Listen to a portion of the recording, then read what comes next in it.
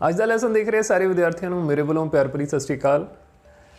ਅੱਜ ਦੀ ਇਹ class 6ਵੀਂ class ਦੇ ਵਿਦਿਆਰਥੀਆਂ ਦੇ ਲਈ ਹੈ। ਡੈਸੀਮਲ ਟੌਪਿਕ ਦਸ਼ਮਲਵ ਜਿਹੜਾ ਸਾਡੇ ਕੋਲ ਅਧਿਆਇ ਹੈ 6ਵੀਂ ਕਲਾਸ ਦਾ ਗਣਿਤ ਦਾ, ਉਹਦੇ ਤੇ ਬੇਸਡ ਆਪਾਂ ਕੁਝ ਸਵਾਲ ਜਿਹੜੇ ਉਹ ਹੱਲ ਕਰਾਂਗੇ। ਅੱਜ ਸਾਡਾ ਜਿਹੜਾ ਵਿਸ਼ਾ ਰਹੇਗਾ ਉਹ ਦਸ਼ਮਲਵ ਸੰਖਿਆਵਾਂ ਦੀ ਘਟਾਓ ਰਹੇਗਾ ਕਿ ਕਿਵੇਂ ਅਸੀਂ ਇੱਕ ਦਸ਼ਮਲਵ ਸੰਖਿਆ ਦੇ ਵਿੱਚੋਂ ਦੂਸਰੀ ਦਸ਼ਮਲਵ ਸੰਖਿਆ ਨੂੰ ਘਟਾ ਸਕਦੇ ਹਾਂ, ਜਾਂ ਘਟਾਉਣ ਵੇਲੇ ਕਿਹੜੀਆਂ-ਕਿਹੜੀਆਂ ਚੀਜ਼ਾਂ, ਕਿਹੜੇ-ਕਿਹੜੇ ਨੁਕਤੇ ਨੇ, ਕਿਹੜੇ-ਕਿਹੜੇ ਪੁਆਇੰਟ ਨੇ ਜਿਹੜੇ ਅਸੀਂ ਧਿਆਨ ਦੇ ਵਿੱਚ ਰੱਖਣੇ ਨੇ, ਉਹ ਅਸੀਂ ਅੱਜ ਦੇ ਇਸ ਲੈਸਨ ਵਿੱਚ ਡਿਸਕਸ ਕਰਾਂਗੇ। ਠੀਕ ਹੈ ਵਿਦਿਆਰਥੀਓ, ਮੈਨੂੰ ਉਮੀਦ ਹੈ ਕਿ ਤੁਸੀਂ ਆਪਣੀ ਨੋਟਬੁੱਕ ਪੈਨ ਵਗੈਰਾ ਆਪਣੇ ਕੋਲ ਜ਼ਰੂਰ ਰੱਖ ਲਏ ਹੋਣਗੇ ਤਾਂ ਕਿ ਹਰ ਇੱਕ ਪੁਆਇੰਟ ਨੂੰ, ਹਰ ਇੱਕ ਸਵਾਲ ਨੂੰ ਤੁਸੀਂ ਨੋਟ ਵੀ ਕਰ ਸਕੋ ਤੇ ਸਵਾਲ ਜਿਹੜੇ ਮੇਰੇ ਨਾਲ ਹੱਲ ਵੀ ਕਰ ਸਕੋ। ਠੀਕ ਹੈ ਵਿਦਿਆਰਥੀਓ, ਤਾਂ ਆਓ ਸ਼ੁਰੂ ਕਰਦੇ ਹਾਂ ਅੱਜ ਦੀ ਕਲਾਸ।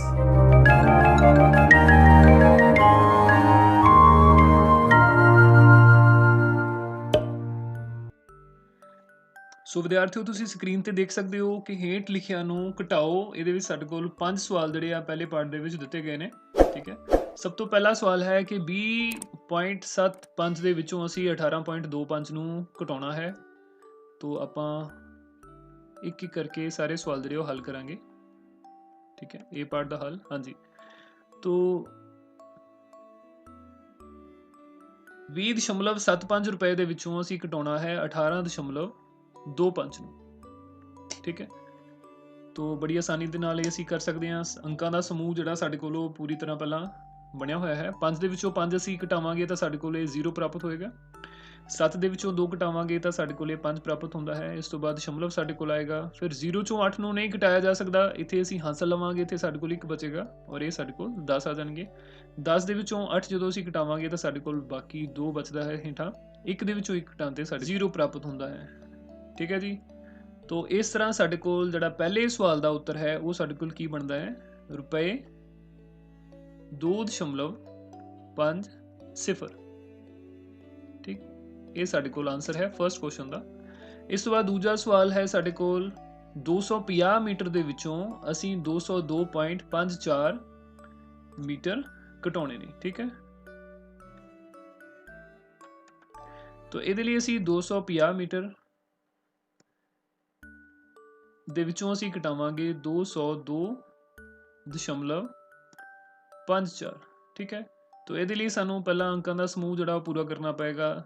250 ਦੇ ਨਾਲ ਅਸੀਂ ਦਸ਼ਮਲਵ ਲਗਾ ਕੇ 2 ਸਿਫਰਾਂ ਜਿਹੜੀਆਂ ਆਪਣੇ ਕੋਲੋਂ ਲਗਾ ਲਵਾਂਗੇ। ਠੀਕ ਹੈ, ਤੋ ਜਦੋਂ ਅਸੀਂ ਇਹਨੂੰ ਮਾਈਨਸ ਕਰਾਂਗੇ, ਸੋ ਇਸ ਨੂੰ ਘਟਾਓ ਕਰਾਂਗੇ 0 ਦੇ ਵਿੱਚੋਂ। 0 ਦੇ ਵਿੱਚੋਂ ਆਪਾਂ 4 ਨੂੰ ਨਹੀਂ ਘਟਾ ਸਕਦੇ, ਤਾਂ ਅਸੀਂ ਇੱਥੇ ਪਹਿਲਾਂ ਹਾਸਲ ਲੈਂਦੇ ਹਾਂ। ਇੱਥੇ ਸਾਡੇ ਕੋਲ ਜਿਹੜਾ 4 ਬਚੇਗਾ, 4 ਦੇ ਵਿੱਚੋਂ ਇਹ 10 ਬਚਣਗੇ।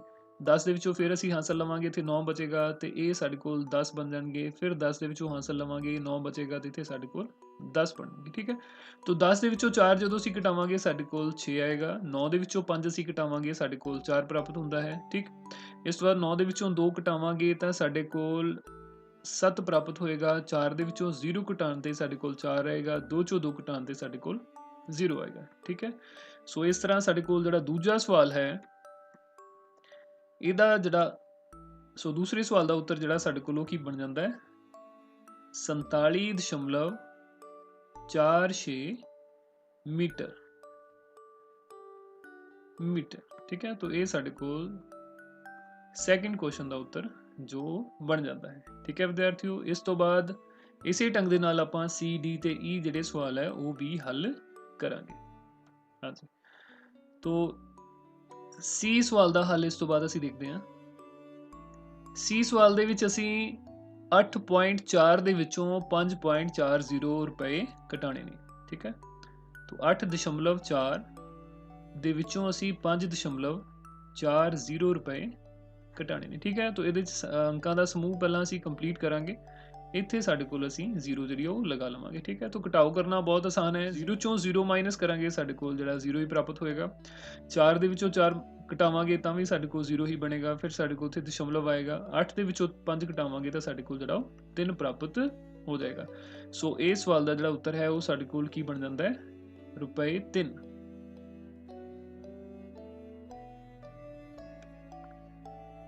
ਠੀਕ ਹੈ ਜੀ, ਇਹ ਸਾਡੇ ਕੋਲ C ਪਾਰਟ ਦਾ ਆਨਸਰ ਹੈ। ਸੋ ਇਸ ਤੋਂ ਬਾਅਦ ਆਪਾਂ D ਪਾਰਟ ਜਿਹੜਾ ਉਹ ਦੇਖਦੇ ਹਾਂ।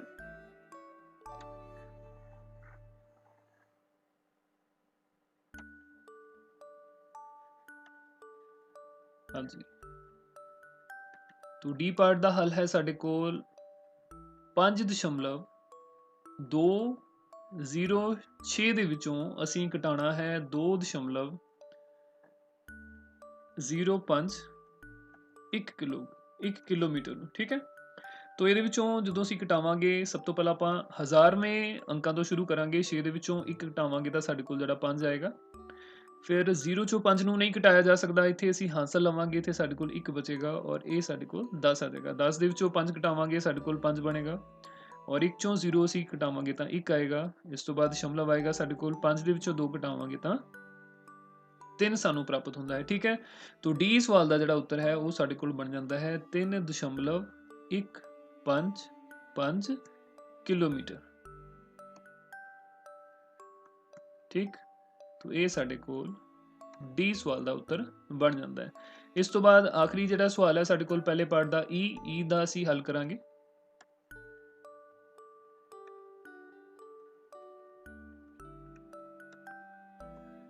ਹਾਂਜੀ ਪਿਆਰੇ ਬੱਚਿਓ, ਈ ਸਵਾਲ ਦੇ ਵਿੱਚ ਅਸੀਂ 2.107 ਦੇ ਵਿੱਚੋਂ 0.314 ਕਿਲੋਗ੍ਰਾਮ ਨੂੰ ਘਟਾਉਣਾ ਹੈ। ਠੀਕ,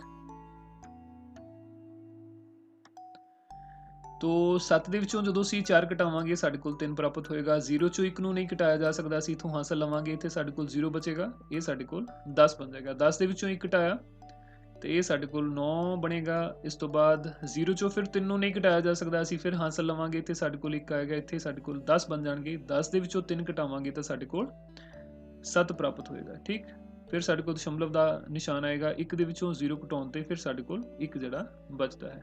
ਸੋ ਸਾਡੇ ਕੋਲ ਈ ਸਵਾਲ ਦਾ ਜੋ ਉੱਤਰ ਹੈ ਉਹ ਕੀ ਬਣ ਜਾਂਦਾ ਹੈ 1.793 ਕਿਲੋਗ੍ਰਾਮ।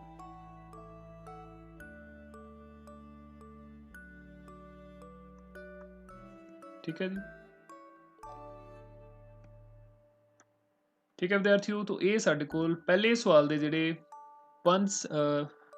ਪਹਿਲੇ ਸਵਾਲ ਦੇ 5 ਪਾਰਟ ਸੀਗੇ ਸਾਡੇ ਕੋਲ, ਪੰਜੋ ਦੇ ਪੰਜੋ ਆਪਾਂ ਹੱਲ ਕੀਤੇ ਨੇ। ਮੈਨੂੰ ਉਮੀਦ ਹੈ ਤੁਸੀਂ ਵੀ ਨਾਲ ਨੋਟਬੁੱਕ ਲੈ ਕੇ ਬੈਠੇ ਹੋ ਤੇ ਆਪਣੇ ਆਪ ਸਵਾਲ ਜਿਹੜੇ ਹੱਲ ਕਰ ਰਹੇ ਹੋ। ਠੀਕ ਹੈ ਜੀ, ਇਸ ਤੋਂ ਬਾਅਦ ਆਪਾਂ ਅਗਲਾ ਸਵਾਲ ਦੇਖਦੇ ਹਾਂ, ਐਕਸਰਸਾਈਜ਼ ਅਭਿਆਸ 8.6 ਦਾ। ਹਾਂਜੀ ਬੱਚਿਓ, ਦੂਜਾ ਸਵਾਲ ਤੁਸੀਂ ਦੇਖ ਸਕਦੇ ਹੋ, ਇਹਦੇ ਵੀ ਸਾਡੇ ਕੋਲ 4 ਪਾਰਟ ਜਿਹੜੇ ਉਹ ਦਿੱਤੇ ਗਏ ਨੇ, ਇਹ 4 ਵੀ ਆਪਾਂ ਹੱਲ ਕਰਾਂਗੇ।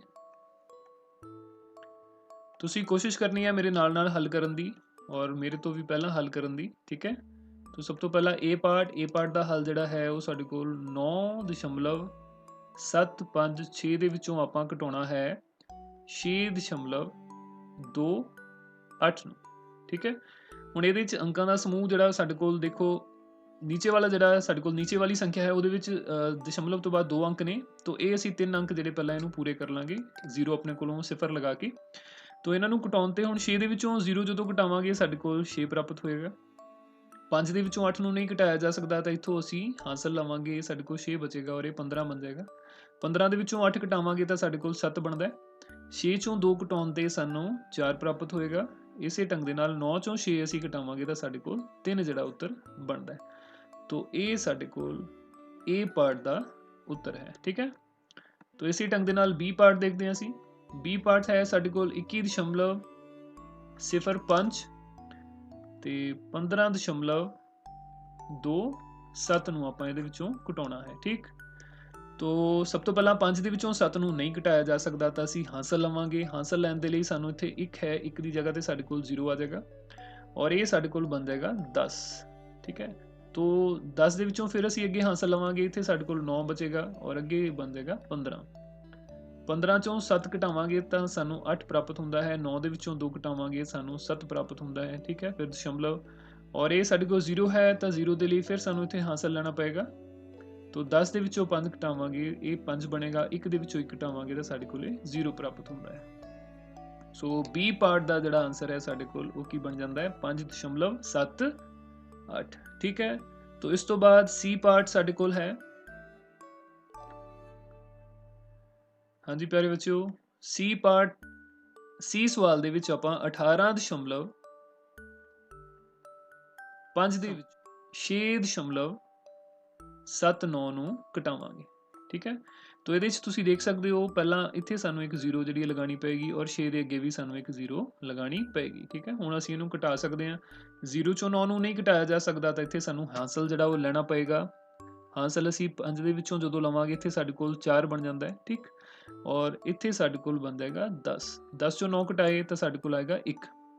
4 ਚੋਂ ਫਿਰ 7 ਨੂੰ ਨਹੀਂ ਘਟਾਇਆ ਜਾ ਸਕਦਾ, ਅਸੀਂ ਇੱਧਰੋਂ ਹਾਸਲ ਲਵਾਂਗੇ, ਇੱਥੇ ਸਾਡੇ ਕੋਲ 7 ਬਚੇਗਾ, ਇੱਥੇ 14 ਬਣ ਜਾਏਗਾ। 14 ਦੇ ਵਿੱਚੋਂ 7 ਅਸੀਂ ਘਟਾਵਾਂਗੇ, ਸਾਨੂੰ ਫਿਰ 7 ਪ੍ਰਾਪਤ ਹੁੰਦਾ ਹੈ। ਇਸ ਤੋਂ ਬਾਅਦ ਸਾਡੇ ਕੋਲ ਦਸ਼ਮਲਵ ਆਏਗਾ। 7 ਦੇ ਵਿੱਚੋਂ 6 ਘਟਾਵਾਂਗੇ ਤਾਂ 1 ਆਏਗਾ, 1 ਦੇ ਵਿੱਚੋਂ 0 ਘਟਾਵਾਂਗੇ ਤਾਂ 1 ਆਏਗਾ। ਠੀਕ ਹੈ, ਤਾਂ ਸੀ ਪਾਰਟ ਦਾ ਜੋ ਆਨਸਰ ਹੈ ਉਹ ਸਾਡੇ ਕੋਲ ਕੀ ਬਣ ਗਿਆ? 11.71। ਇਸ ਤੋਂ ਬਾਅਦ ਇਸੇ ਢੰਗ ਦੇ ਨਾਲ ਅਸੀਂ ਡੀ ਪਾਰਟ ਵੀ ਜਿਹੜਾ ਕਰ ਸਕਦੇ ਹਾਂ। ਠੀਕ ਹੈ, ਤੁਸੀਂ ਆਪਣੇ ਆਪ ਕੋਸ਼ਿਸ਼ ਜ਼ਰੂਰ ਕਰਨੀ ਹੈ ਨਾਲ ਸੋਲਵ ਕਰਨ ਦੀ। 11.6 ਦੇ ਵਿੱਚੋਂ ਅਸੀਂ ਘਟਾਵਾਂਗੇ 9.847। ਠੀਕ ਹੈ, ਤਾਂ ਤੁਸੀਂ ਦੇਖ ਸਕਦੇ ਹੋ ਇਹਦੇ ਵਿੱਚ ਸਾਡੇ ਕੋਲ ਦਸ਼ਮਲਵ ਤੋਂ ਬਾਅਦ ਵਾਲੇ ਜਿਹੜੇ ਅੰਕਾਂ ਦਾ ਸਮੂਹ ਹੈ ਉਹ ਵੀ ਨਹੀਂ ਬਣ ਰਿਹਾ ਪੂਰਾ। ਤਾਂ ਇਹਦੇ 'ਚ ਅਸੀਂ ਆਪਣੇ ਕੋਲੋਂ ਜਿਹੜੀ ਇੱਥੇ 0 ਤੇ 0 ਲਗਾ ਲਵਾਂਗੇ। ਇਸੇ ਢੰਗ ਦੇ ਨਾਲ ਇੱਥੇ ਵੀ ਸਾਡੇ ਕੋਲ ਇੱਕ 0 ਜਿਹੜੀ ਉਹ ਆ ਜਾਏਗੀ। ਠੀਕ ਹੈ, ਤਾਂ ਹੁਣ ਇਹਦੇ ਵਿੱਚ ਸਾਨੂੰ ਹਾਸਲ ਲੈਣਾ ਪਏਗਾ, ਫਿਰ ਸਾਡੇ ਕੋਲ ਜਿਹੜਾ ਅੱਗੇ ਕੰਮ ਚੱਲੇਗਾ। तो 6 ਦੇ ਵਿੱਚੋਂ ਅਸੀਂ ਹਾਸਲ ਲੈਣੇ, ਇੱਥੇ ਸਾਡੇ ਕੋਲ 5 ਬਚੇਗਾ। ਠੀਕ ਹੈ, ਇਹ ਸਾਡੇ ਕੋਲ ਬਣੇਗਾ 10। 10 ਦੇ ਵਿੱਚੋਂ ਫਿਰ ਅਸੀਂ ਹਾਸਲ ਲਵਾਂਗੇ, 9 ਬਚੇਗਾ ਤੇ ਅੱਗੇ ਸਾਡੇ ਕੋਲ ਇੱਥੇ 10 ਬਣ ਜਾਏਗਾ।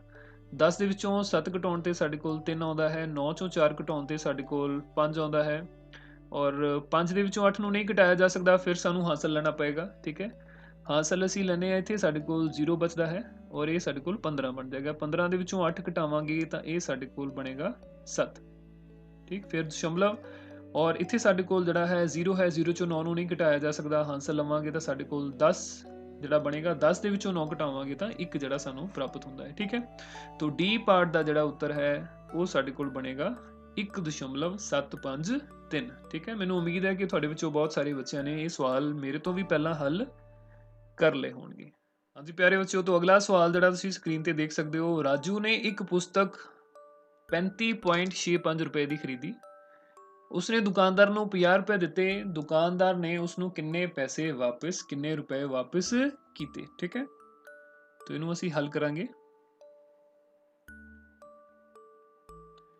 ਬਹੁਤ ਸੌਖਾ ਤਰੀਕਾ ਹੈ। ਜਦੋਂ ਅਸੀਂ ਦੁਕਾਨਦਾਰ ਨੂੰ ਪੈਸੇ ਦਿੰਨੇ ਆ ਤਾਂ ਉਹ ਆਪਣੀ ਜੋ ਉਹਦੇ ਤੋਂ ਅਸੀਂ ਚੀਜ਼ ਲਈ ਹੁੰਦੀ ਹੈ ਉਹਦੇ ਪੈਸੇ ਕੱਟ ਕੇ, ਉਹਦੇ ਪੈਸੇ ਸਾਡੇ ਪੈਸਿਆਂ ਦੇ ਵਿੱਚੋਂ ਘਟਾ ਕੇ ਬਾਕੀ ਜੋ ਬਚਦੇ ਨੇ ਉਹ ਸਾਨੂੰ ਵਾਪਸ ਕਰ ਦਿੰਦਾ ਹੈ। ਠੀਕ ਹੈ, ਤਾਂ ਇਹਦੇ ਵਿੱਚ ਰਾਜੂ ਨੇ ਜਿਹੜੀ ਪੁਸਤਕ ਖਰੀਦੀ ਹੈ ਉਹ ਸਾਡੇ ਕੋਲ 35.65 ਰੁਪਏ ਦੀ ਹੈ। ਠੀਕ ਹੈ, ਤੇ ਉਹਨੂੰ ਦਿੱਤੇ ਨੇ ਰਾਜੂ ਨੇ 50 ਰੁਪਏ, ਤੋਂ 50 ਦੇ ਵਿੱਚੋਂ ਆਪਾਂ 35.65 ਜਿਹੜਾ ਉਹ ਘਟਾਵਾਂਗੇ, ਜੋ ਬਾਕੀ ਰਕਮ ਹੋਏਗੀ ਉਹ ਦੁਕਾਨਦਾਰ ਰਾਜੂ ਨੂੰ ਵਾਪਸ ਕਰੇਗਾ। ਠੀਕ ਹੈ, ਤਾਂ ਆਪਾਂ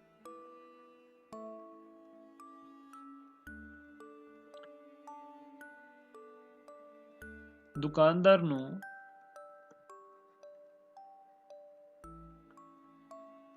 ਦਿੱਤੀ ਰਕਮ, ਹਾਂਜੀ ਇਹ ਬਣਦੇ ਨੇ ਰੁਪਏ 50। ਠੀਕ ਹੈ, ਇਸ ਤੋਂ ਬਾਅਦ ਪੁਸਤਕ ਦਾ ਮੁੱਲ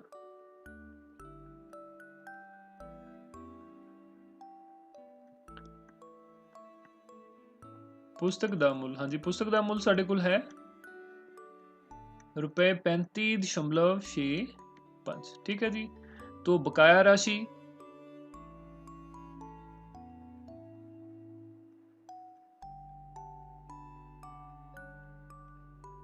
हाँ जी, बकाया राशि ਦੇ ਲਈ ਅਸੀਂ 50 ਦੇ ਵਿੱਚੋਂ ਘਟਾ ਦੇਾਂਗੇ 35.65। ठीक है, ਇਹ ਜੋ ਘਟਾ ਕੇ ਸਾਨੂੰ ਸੰਖਿਆ ਪ੍ਰਾਪਤ ਹੋਏਗੀ ਉਹੀ ਸਾਡੇ ਕੋਲ ਬਕਾਇਆ ਰਾਸ਼ੀ ਹੋਏਗੀ। ਹਾਂਜੀ 50 ਦੇ ਵਿੱਚੋਂ ਅਸੀਂ ਘਟਾਉਣੇ ਨੇ 35.65। ਠੀਕ ਹੈ, ਅਗਰ ਕਿਸੇ ਵੀ ਸੰਖਿਆ ਦੇ ਵਿੱਚ ਦਸ਼ਮਲਵ ਨਹੀਂ ਹੈ ਤਾਂ ਉਸ ਦੇ ਅਖੀਰ ਦੇ ਵਿੱਚ ਆਪਾਂ ਦਸ਼ਮਲਵ ਲਗਾ ਕੇ ਨਾਲ 0 ਲਗਾ ਸਕਦੇ ਹਾਂ। ਠੀਕ ਹੈ, ਤਾਂ ਇਹਨੂੰ ਅਸੀਂ ਜਦੋਂ ਘਟਾਵਾਂਗੇ ਤਾਂ 0 ਚੋਂ ਤਾਂ 5 ਘਟਾਇਆ ਨਹੀਂ ਜਾ ਸਕਦਾ, ਸਾਨੂੰ ਇੱਥੋਂ ਜਿਹੜਾ ਉਹ ਹਾਸਲ ਲੈਣਾ ਪਏਗਾ। ਇੱਥੇ ਸਾਡੇ ਕੋਲ ਬਚੇਗਾ 4 ਔਰ ਇੱਥੇ ਬਚੇਗਾ 10। 10 ਚੋਂ ਫਿਰ ਅਸੀਂ ਹਾਸਲ ਲਵਾਂਗੇ 9 ਬਚੇਗਾ। ਠੀਕ ਹੈ, ਔਰ ਇੱਥੇ 10 ਬਣ ਜਾਏਗਾ। 10 ਦੇ ਵਿੱਚੋਂ ਫਿਰ ਅਸੀਂ ਹਾਸਲ ਲਵਾਂਗੇ, ਇੱਥੇ 9 ਬਚੇਗਾ ਔਰ ਅਖੀਰ ਦੇ ਵਿੱਚ ਫਿਰ ਸਾਡੇ ਕੋਲ 10 ਬਣ ਜਾਏਗਾ। ਤਾਂ 100ਵੇਂ ਅੰਕਾਂ ਦੇ ਵਿੱਚੋਂ ਪਹਿਲਾਂ ਜੋ ਅਸੀਂ ਘਟਾਵਾਂਗੇ 10 ਦੇ ਵਿੱਚੋਂ 5 ਤੇ ਇਹ ਸਾਡੇ ਕੋਲ ਆਏਗਾ 5। 9 ਦੇ ਵਿੱਚੋਂ 6 ਘਟਾਉਣ ਤੇ ਸਾਡੇ ਕੋਲ ਆਏਗਾ 3।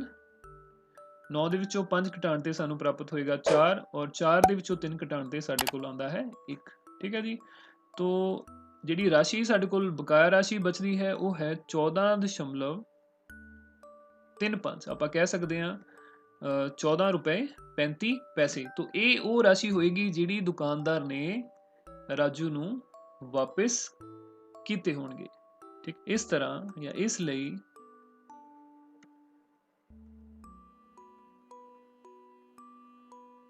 ਦੁਕਾਨਦਾਰ ਨੇ 14.35 रुपए वापस ਕੀਤੇ।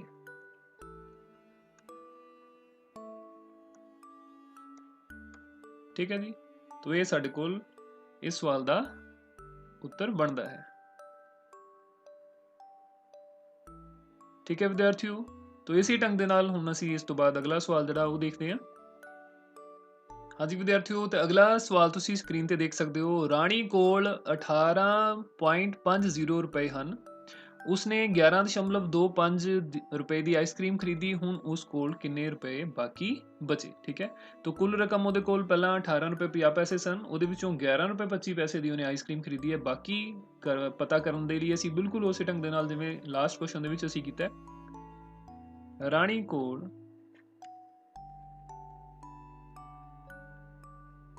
कुल रकम, ठीक है जी, कुल रकम उहदे कोल है 18.50 रुपए। ठीक, और इहदे विचों आइसक्रीम दा खर्च या आइसक्रीम ते खर्च कीते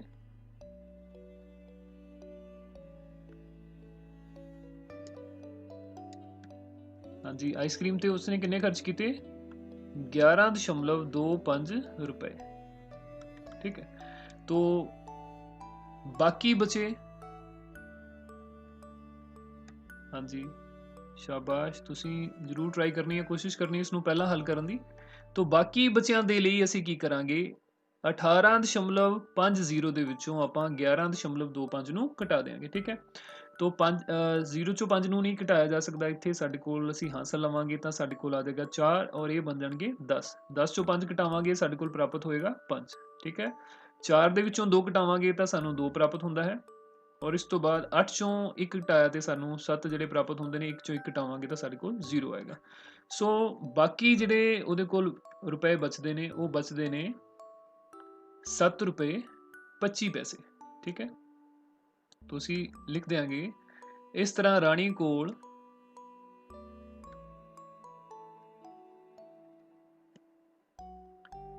7 रुपए या 7.25 रुपए बाकी बचे हैं। ठीक है, देखो बहुत आसानी दे नाल असीं इस सवाल का हल भी जिहड़ा कर लिया है। जिन्ने राणी दे कोल पहला रुपए सीगे उहदे विचों जिन्ने उहने आइसक्रीम दे लई खर्च लए वो असीं घटा दित्ते। ठीक है, तो सिंपली साडे कोल जिहड़ा उत्तर है वो प्राप्त हो गया कि राणी दे कोल हुण बकाया राशि कितनी बचदी है। ठीक है, तो देखते हैं इस तो बाद आपां अगला क्वेश्चन। हाँ जी विद्यार्थियों, तुसीं देख सकते हो टीना दे कोल 20 मीटर 5 सेंटीमीटर लंबा कपड़ा है, उस विचों उसने 4 मीटर ते 50 सेंटीमीटर कपड़ा पर्दा बनाउण लई कट लिया है। टीना कोल हुण कितना कपड़ा बाकी बचिया। तो असीं देखांगे सब तो पहला टीना दे कोल कुल कपड़ा कितना सी, उहदे विचों कितना कपड़ा उहने पर्दा बनाउण लई कटिया, वो असीं कुल कपड़े दे विचों माइनस करांगे, घटा देंगे, तो बाकी बचिया कपड़ा जिहड़ा वो साडे कोल प्राप्त हो जाएगा। ठीक है, तो आओ इसनूं असीं लिखदे हां हल। हाँ जी, सब तो पहला कुल कपड़े दी लंबाई,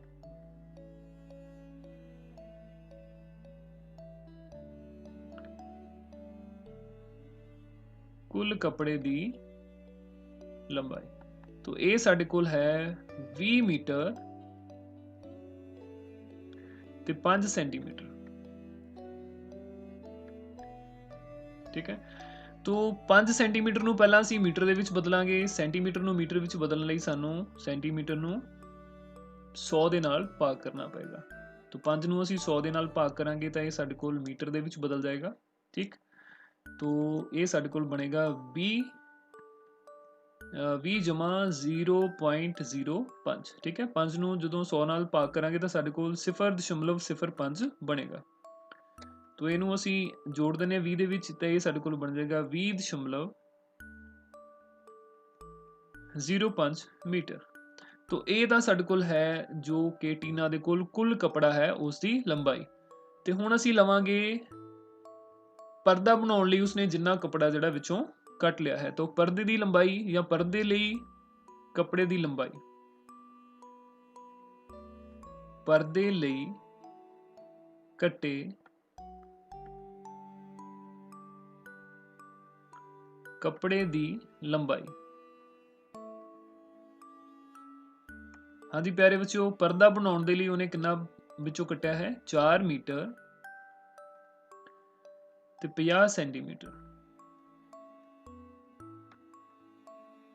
ਠੀਕ ਹੈ, तो 4 मीटर 50 ਸੈਂਟੀਮੀਟਰ। ਇਹਦੇ ਵਿੱਚ ਵੀ ਜਿਹੜਾ ਸੈਂਟੀਮੀਟਰ ਹੈ ਸਾਨੂੰ ਸਾਡੇ ਕੋਲ 50 ਸੈਂਟੀਮੀਟਰ, ਉਹਨੂੰ ਅਸੀਂ ਮੀਟਰ ਦੇ ਵਿੱਚ ਪਹਿਲਾਂ ਬਦਲਾਂਗੇ।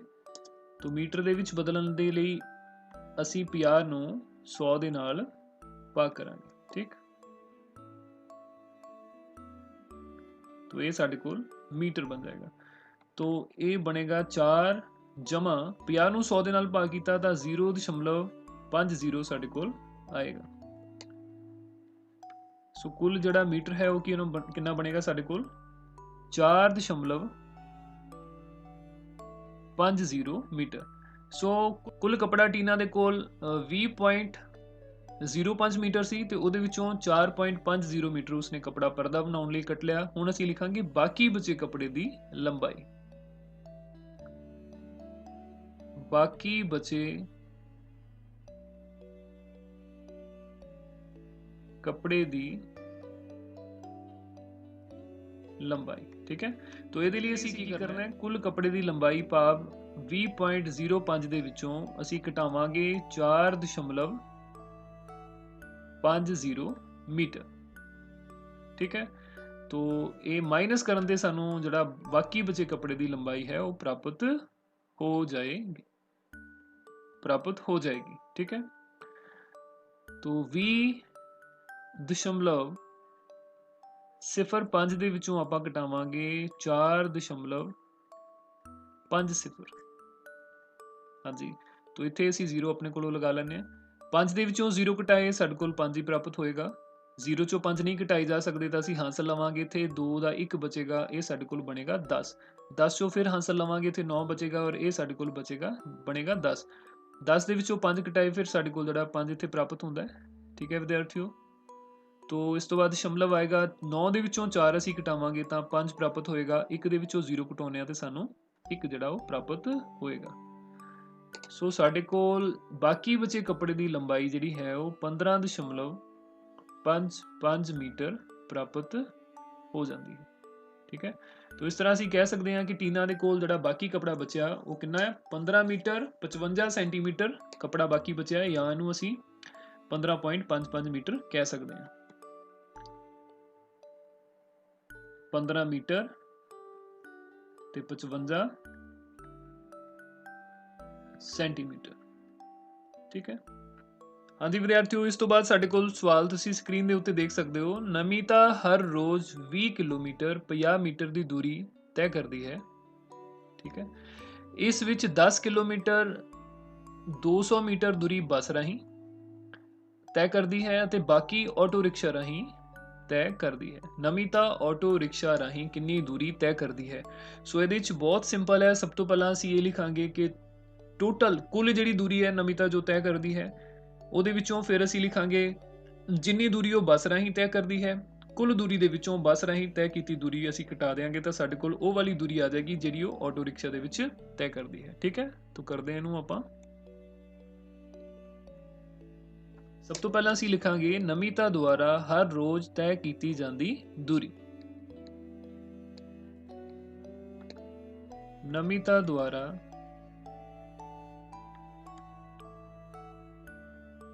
हर रोज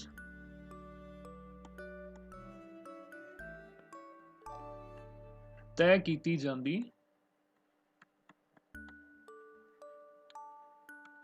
दूरी।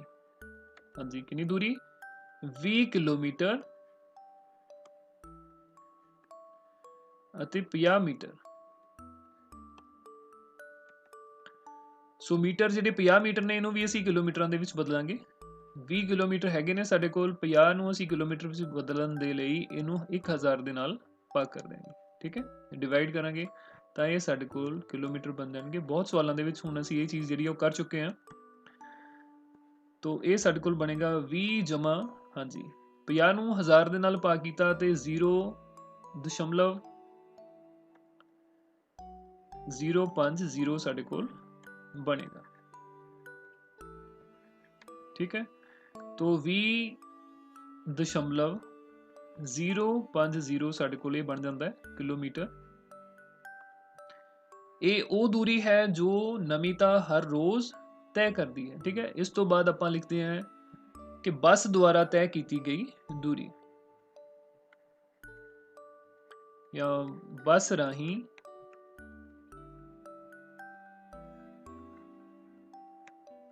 ਤੈਅ ਕੀਤੀ ਗਈ दूरी। हाँ जी बच्चों, बस दे राही जिन्नी दूरी तय की जाती है 10 किलोमीटर 200 मीटर। 10 kilometre 200 metre. ठीक है, तो 10 किलोमीटर 200 मीटर नूं असीं लिख सकते हैं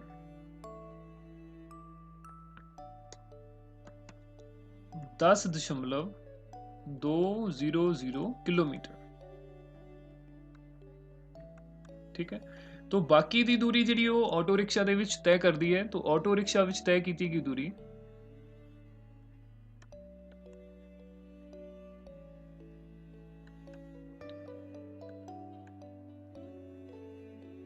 ऑटो रिक्शा विच तय कीती दूरी। ਉਹਦੇ ਲਈ ਅਸੀਂ ਕੀ ਕਰਾਂਗੇ, ਜਿਹੜੀ ਕੁੱਲ ਦੂਰੀ ਤੈਅ ਕੀਤੀ ਗਈ ਹੈ, ਜੋ ਕੁੱਲ ਦੂਰੀ ਤੈਅ ਕੀਤੀ ਗਈ ਹੈ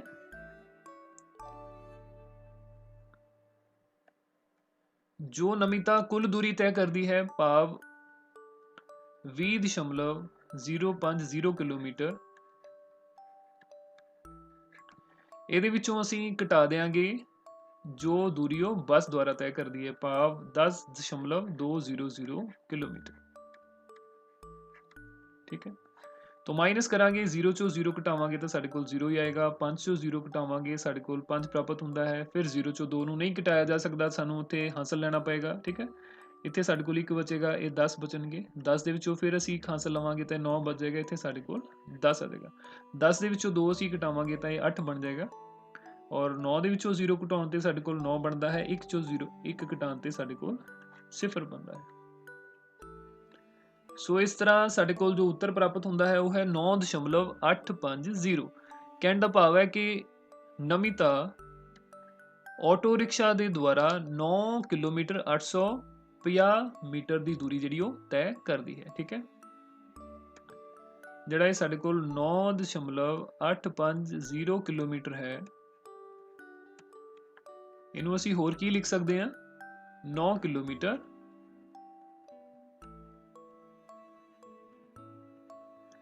ਅਤੇ 850 ਮੀਟਰ। ਸੋ ਅਸੀਂ ਲਿਖਾਂਗੇ ਇਸ ਤਰ੍ਹਾਂ, ਨਮਿਤਾ ਹਰ ਰੋਜ਼ ਆਟੋ ਰਿਕਸ਼ਾ ਵਿੱਚ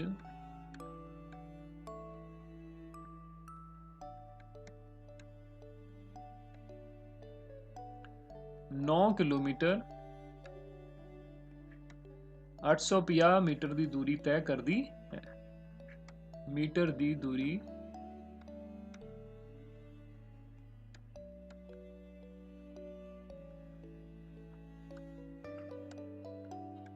तय करती है। ठीक है विद्यार्थियों, तो ये सवाल आप फिर एक बार देख लेने हैं। ठीक है, सब तो पहला असीं लिखिया कि नमिता हर रोज़ दूरी जिन्नी भी तय करती है उन्होंने असीं किलोमीटरां दे विच बदलिया। फिर बस राही कितनी दूरी ते साडे कोल दूरी आएगा।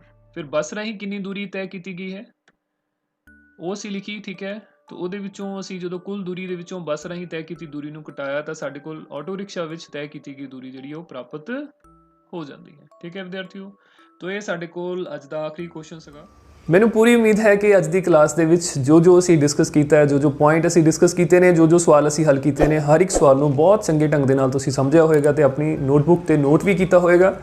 ਠੀਕ ਹੈ ਵਿਦਿਆਰਥੀਓ, ਤੋਂ ਇਸ ਤੋਂ ਬਾਅਦ ਹੁਣ ਆਪਾਂ ਨੈਕਸਟ ਲੈਕਚਰ ਦੇ ਵਿੱਚ ਨੈਕਸਟ ਟੌਪਿਕ ਦੇ ਨਾਲ ਫਿਰ ਦੁਬਾਰਾ ਮਿਲਾਂਗੇ। ਉਦੋਂ ਤੱਕ ਸਤਿ ਸ਼੍ਰੀ ਅਕਾਲ।